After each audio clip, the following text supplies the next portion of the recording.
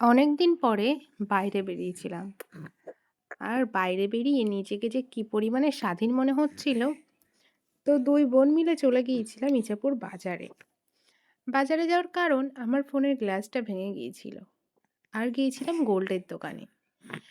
এই যে দুটো পলা দেখতে পাচ্ছ, এই পলা বাঁধানো দুটো আনতে গিয়েছিলাম। এগুলো বানাতে দিয়ে এসেছিলাম। কেমন হয়েছে একটু জানিও।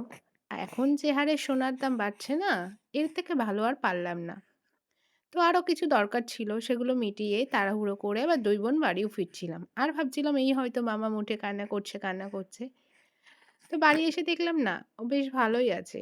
কাকিমার কোলে ছিল। আমি গিয়ে যেই হাত পাতলাম, হামলিয়ে চলে আসলো। আর এটাই তো স্বাভাবিক না?